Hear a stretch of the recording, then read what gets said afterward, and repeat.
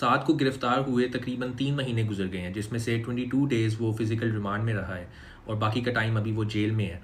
और इस पूरे केस ने साद के ऊपर, मेरी फैमिली के ऊपर, ख़ास तौर पे घर की ख़वातीन के ऊपर एक गहरा असर छोड़ा है। इस सब के दौरान बहुत से लोगों का बहुत कुछ कहना था, बहुत से रिपोर्टर्स का, बहुत से पेजेस का, चाहे वो सच हो या झूठ हो, उनके मुख्तलिफ ओपिनियंस थे, मुख्तलिफ उनके तबसरे थे। लेकिन आज की जो मेरी बात है वो एक एंटायरली डिफरेंट चीज़ के बारे में है। एट वन पॉइंट आप सबका ये कंसर्न था, ये सवाल था कि ये केस ज़रूरत से ज़्यादा ही ड्रैग ऑन हो गया। आज जिस पॉइंट पर हम स्टैंड करते हैं, जो एक्शन हमने NCCIA ऑफिसर्स के खिलाफ लिया है, वो एक्शन सिर्फ हमारे अपने मुफाद के लिए नहीं है। ये एक्शन उन तमाम लोगों के लिए है जो ब्लैकमेलिंग के विक्टिम बन चुके हैं। हम जब साथ से मुलाकात करने के लिए जाते हैं तो हम टेलीफोन के जरिए बात करते हैं, बीच में शीशा होता है और हम आमने सामने बात करते हैं, एक फिक्स टाइम हमें मुकर्रर होता है और आसपास दूसरे लोग भी आए होते हैं अपने फैमिली मेंबर से मिलने। और हाँ, हमारी बातचीत होती है कि अच्छा आप किस मामले में अंदर हो, ये क्या आपका मामला है, सब कुछ। और उनकी अपनी फैमिली मेंबर्स से यही डिस्कशन होती है कि बाबा इतने पैसे हम कहाँ से अरेंज करें, बाबा अब क्या बनेगा, हमें तो ये सब कुछ बेचना पड़ जाएगा। उधर मौजूद ऑलमोस्ट हर पार्टी की यही स्टोरी है कि हमें ब्लैकमेल किया जा रहा है, हमसे पैसे निकलवाई जा रहे हैं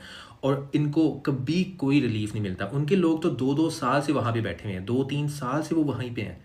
हमें तो फिर 3 महीने हुए हैं, लेकिन उनके 2-2 साल से वहाँ हैं, उनको कोई रिलीफ नहीं मिला, किसी तरह का उनको बेनिफिट नहीं हुआ। और जब हम मुलाकात से बाहर निकलते हैं तो मैं, मामा, अरूब, हम आपस में ये बात कर रहे होते हैं कि हम इतने लकी हैं कि हम एटलीस्ट लीगल फ़ी हम अफोर्ड कर सकते हैं, हम ये आना जाना, ट्रांसपोर्टेशन, सब कुछ अफोर्ड कर सकते हैं। इस सब के बावजूद, इस सब स्ट्रेस के बावजूद वी कैन अफोर्ड थिंग्स। लेकिन ज़्यादातर केसेस में लोग नहीं अफोर्ड कर सकते कि वो लॉयर्स की फ़ी दें या आना जाना, वो हार मान जाते हैं और वो अपना सब कुछ देने को तैयार हो जाते हैं। NCCI जो इदारा है, ये एज एन इंस्टीट्यूशन करप्ट नहीं है। आप किसी इदारे का नाम लो, आपको हर इदारे में अच्छे बुरे लोग मिलेंगे, लेकिन हम अनलकीली बहुत बुरे लोगों के शिकंजे में आए हैं और डे वन से हमारी फैमिली को भी ऐसे ब्लैकमेल किया जाता था। इन लोगों की ये टैक्टिक बन चुकी थी कि जब इन्होंने बंदा उठाने जाने तो अपने साथ 2-3 और लोग लेकर जाते थे और जब बंदा उठाते थे तो कहते थे कि ये फलाना बंदा ISI का है, ये फलाना बंदा MI का है, चलो अब डील करो हमारे साथ। इस तरह इन पर प्रेशर डाल के सब कुछ निकलवाया जाता है और इनका अपना कोई मूड नहीं होता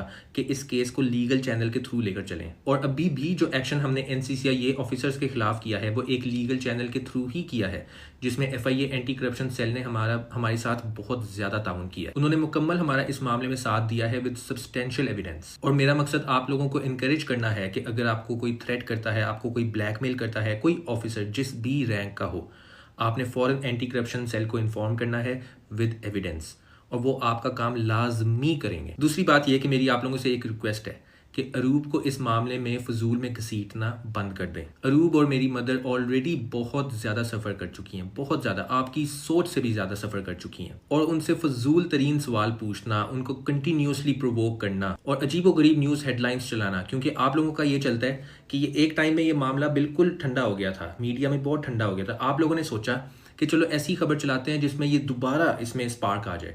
आप लोगों ने किया कि साद को 7 साल की सज़ा होने लगी है और पता नहीं 10-15 मिलियन का जुर्माना होने लगा है। साद से जब हम नेक्स्ट मिलने गए तो वो रो रहा था और पता ये चला मुसलसल पिछले 2 दिन से वो रो रहा है, क्योंकि इस बात पे कि क्या खबर चल रही है कि मुझे 7 साल की सज़ा होने लगी है। इतना बड़ा तो ये केस है ही नहीं। इसलिए मैं दोबारा कहता चलूँ कि हम बेशक जो मर्जी स्टेप लें, मेरे घर की ख़वातीन से एक सवाल नहीं पूछा जाएगा और उनको बिल्कुल भी प्रोवोक नहीं किया जाएगा। आज की जो पोजीशन है हमारी FIA एंटी करप्शन सेल की वजह से हमारा सिस्टम में जो बिलीफ है वो दोबारा बहाल हुआ है। Put your trust in the system, in the legal channels, in Pakistan intelligence, in law enforcement communities and in the judicial system. बाकी मेरी सिंसियर दुआ है कि हमारे इस स्टेप की वजह से आप बाकी लोगों के लिए भी एक अच्छा रास्ता खुलेगा। Thank you.